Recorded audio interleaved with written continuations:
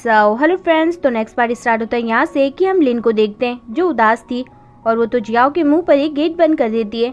लेकिन जियाओ उसके पास जाता है जो कि अब भी अपने कंप्यूटर पर डोनेशन की प्रॉब्लम को लेकर ही उस पर काम कर रही थी। जियाओ उससे कहता है कि वो अभी आराम करे, इतना काम न करे। लिन उससे कहती है कि ये मामला बिगड़ता ही जा रहा है, इसे पहले ठीक करना होगा।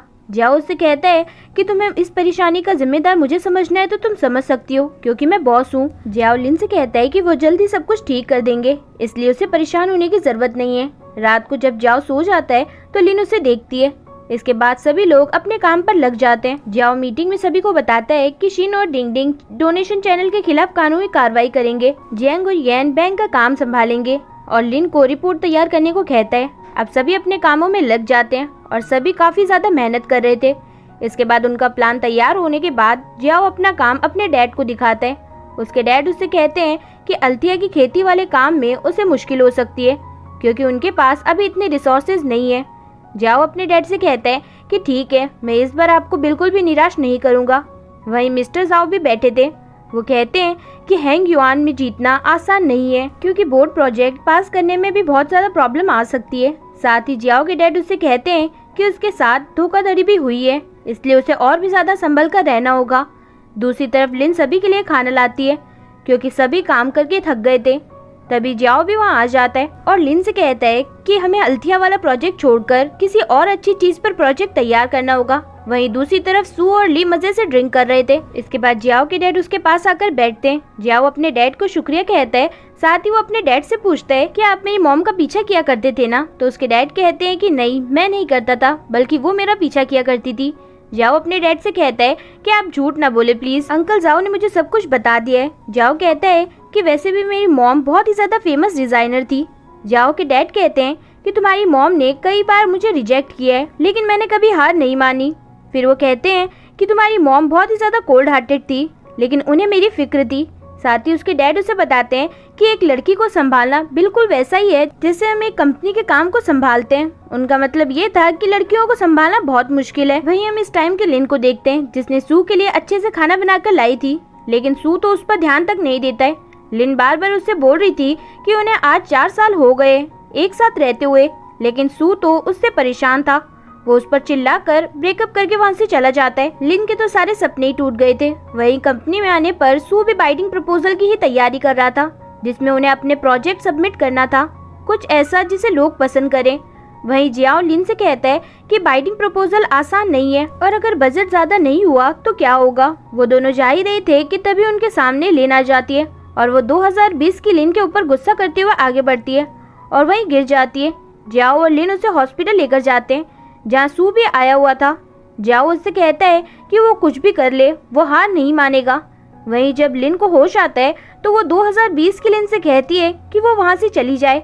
2020 की लिन दूसरी लिन से कहती है कि मैं और सू बस साथ में काम करते हैं, इससे ज्यादा और कुछ भी नहीं था।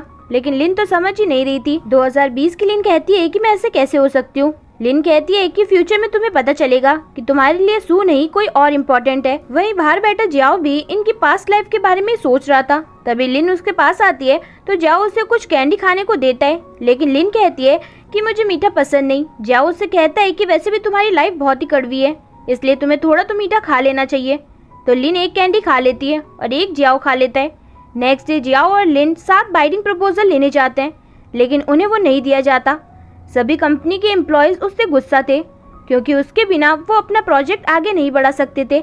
इसलिए जियाओ और लिन बाहर जाते हैं जहाँ से एक एम्प्लॉय जा रहा था। तभी उस बंदे को वो रोकते हैं और तभी जियाओ को एक कॉल आता है और जियाओ मैनेजर लियू से बात कर रहा था। ये देखकर वो एम्प्लॉय उसे वो फॉर्म दे देता है क्योंकि ली ही उनका बॉस था। तभी लिन जियाओ से कहती है कि तुम लिन को कैसे जानते हो?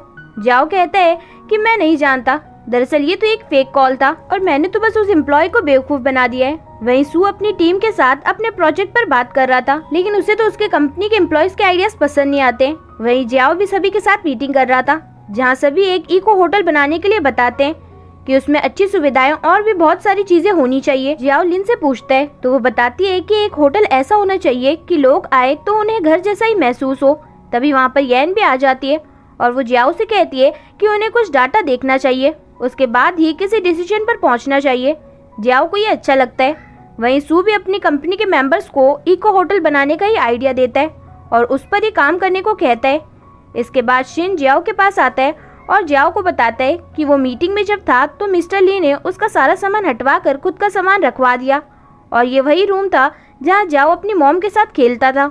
जियाओ को बहुत ही ज़्यादा गुस्सा आता है, लेकिन लिन उसे रोकती है और कहती है कि इससे उसके प्रोजेक्ट पर बहुत ज़्यादा असर पड़ेगा। येन भी उसे दिमाग से सोचने को कहती है, इसलिए जियाओ शांत हो जाता है। तभी एक लड़की वहाँ आकर एक पेपर देखकर चली जाती है, जिसे देखकर लिन अपने बचपन के दिनों की याद करने लगती है, जब वो अपनी मॉम के साथ खेल रही थी और उसकी मॉम बेहोश हो गई थी। जब वो कैफे में थी तभी उसके पास सू आता है उससे बात करने के लिए, लेकिन लिन उससे बात करना ही नहीं चाहती थी। वहाँ से लिन उठकर चली जाती है। जब वो कुछ काम कर रही थी तभी उसके पास येन आती है और वो लिन से कहती है कि मैंने तुम्हें कैफे में किसी के साथ देखा है। लिन कहती है कि मैंने उसे नहीं बुलाया था। फिर येन उससे कहने लगती है कि मैं जियाओ को पसंद करती हूँ, इसलिए तुम उससे दूर रहो। तभी जियाओ भी वहाँ पर आ जाता है और वो उन दोनों की बातें सुनने लगता है। येन लिन से कहती है कि क्या तुम उसे पसंद करती हो। लिन कहती है कि अगर मैं पसंद भी करती होंगी तो क्या तुम मेरे लिए उसे छोड़ दोगी। येन कहती है कि अगर ऐसा हुआ तो मैं तुमसे लड़ूंगी। तभी लिन कहती है कि वो बहुत ज्यादा क्यूट है। येन कहती है कि वो जानती है। वहीं जियाओ जब लिन के साथ जा रहा था तो वो गाने गा रहा था। लिन सोचने लगती है कि इसे क्या हो गया। जियाओ कहता है कि आज मैं बहुत ज्यादा खुश हूँ, क्योंकि उसे पता चल गया है कि लिन उसे पसंद करती है। इसलिए जियाओ उसे पैदल ही घर लेकर जाता है, जहाँ लिन उसे बता देती है कि उसने उसे अल्थिया लाने से मना क्यों किया था, क्योंकि उसके फादर उसे लेने गए थे और उसी वजह से मारे गए थे। जियाओ कहता है कि कोई बात नहीं और उसे गले लगा लेता है। नेक्स्ट डे वो बाइटिंग प्रपोजल के लिए आते हैं, जहाँ वो सू को देखते हैं। वो भी वहाँ आया हुआ था। वो भी इको होटल का ही प्रपोजल लेकर आया था। एंड टाइम पर जियाओ तो अपना टॉपिक और प्रपोजल दोनों ही चीजें चेंज कर देता है। दरअसल जियाओ वो सब चीजें कह रहा था जो कि लिन ने उसे कही थी। ऐसे ही टॉप 3 में जियाओ की होंगयू ग्रुप कंपनी आ जाती है, जिससे सू को बिल्कुल भी अच्छा नहीं लग रहा था। आज जियाओ ने लिन के लिए कुछ सरप्राइज प्लान किया था, लेकिन उससे पहले ही उन्हें कॉल आता है कि वो हॉस्पिटल से भाग गई है। जियाओ लिन से पूछता है कि क्या उसे पता होगा कि वो कहाँ गई थी। हम लिन को एक ब्रिज पर देखते हैं। वो मरने आई थी, लेकिन टाइम से 2020 की लिन और जियाओ दोनों वहाँ पर आ गए थे। वो उसे हॉस्पिटल ले आते हैं, जहाँ जियाओ लिन से पूछता है कि पिछली बार उसे यहाँ कौन लेकर आया था। लिन को याद नहीं था, लेकिन जब जियाओ खाने लेने जाता है तो लिन को याद आता है कि पिछली बार जियाओ ही उसे हॉस्पिटल लाया था। लिन जियाओ के आते ही उसे गले लगा लेती है और उसे बताती है कि इसके बाद यहाँ की लिन को भी होश आ जाता है, लेकिन वो तो अब भी सू के पीछे ही पड़ी हुई थी, मान ही नहीं रही थी। 2020 वाली लिन को उस पर बहुत ज्यादा गुस्सा आता है। वो उस पर पानी फेंक कर बहुत ज्यादा गुस्सा करती है और उसे समझाते हुए रोने लगती है। जियाओ उसे संभालता है। फिर वो इस समय की लिन को अपने घर ले आता है, जहाँ लिन की शर्त थी कि 2020 की लिन वहाँ ना हो। जब इस समय की लिन जियाओ के घर आती है तो वो वहाँ पर जियाओ के साथ लिन के कपड़े भी देखती है। वहीं जियाओ लिन को दूसरे घर में ले जाता है। लिन उससे कहती है कि उसके पास जब दूसरा घर था तो उसने उसे पहले क्यों नहीं बताया। जियाओ कहता है क्योंकि मैं तुम्हारे साथ रहना चाहता था। नेक्स्ट मॉर्निंग देखकर नहीं लग रहा था कि जियाओ रात भर अच्छे से सोया है। लिन उससे कहती है कि लिन तो बहुत सारी आइसक्रीम खा गई होगी और इससे उसे लूज मोशन हो जाएंगे, वो समझ जाएगी। तभी जियाओ कहता है कि कहीं मैंने एक सीसीटीवी कैमरा तो साथ नहीं रख रखा है। लिन जियाओ को बताती है कि वो जैसे ही 25 की हो जाएगी तो उसे सब कुछ धीरे धीरे समझ आने लगेगा। उसे बहुत सी चीज़ों का एहसास होगा कि उसने क्या किया है और वो समय के साथ सीख जाएगी। ऑफिस में शिन जियाओ को बताता है कि उसने कैलकुलेट किया है कि उनके प्रोजेक्ट का खर्चा 4.8 यान हो रहा है। जियाओ कहता है कि इतना तो हमारा बजट ही नहीं है। लिन कहती है इससे तो कोई फायदा नहीं है। जियाओ कहता है कि उन्हें बस एक कंपनी को हराना है और ये कंपनी सू की थी। जियाओ कहता है कि उनका खर्चा भी इतना ही रहा होगा। इससे बचने के लिए जियाओ को सोचता है और उस आदमी के पास जाता है जिसने होंगयू ग्रुप की बिल्डिंग बनाने में मदद करी थी, लेकिन वो भी सस्ते में काम करने से मना कर देता है।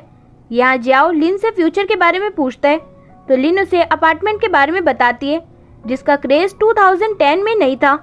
लिन बताती है कि उसे तो लोग अपने हिसाब से सजाते हैं और घर की तरह रहते हैं। जियाओ कहता है कि बिना डेकोरेशन के काम चल जाता है क्या। लिन कहती है कि हाँ, क्योंकि लोगों को जो पसंद है वो वहाँ पर कर सकते हैं। अपार्टमेंट ऐसे ही होते हैं, होटल से सस्ते भी होते हैं, ब्रेकफास्ट फ्री होता है। जियाओ को ये अपार्टमेंट वाला आइडिया अच्छा लगता है और वो लिन से कहता है कि उसे आइडिया मिल गया। लिन उसके पीछे जाते हुए कहती है लेकिन क्या। इसके बाद रात को जियाओ लिन के मैसेज का या कॉल का वेट कर रहा था। तभी वहाँ इस समय की लिन आती है जिसने ब्लैक फेस मास्क लगाया था। जियाओ तो डर ही जाता है। जियाओ कहता है कि ये तो लिन का है ना, तो वो कहती है कि तो क्या हुआ।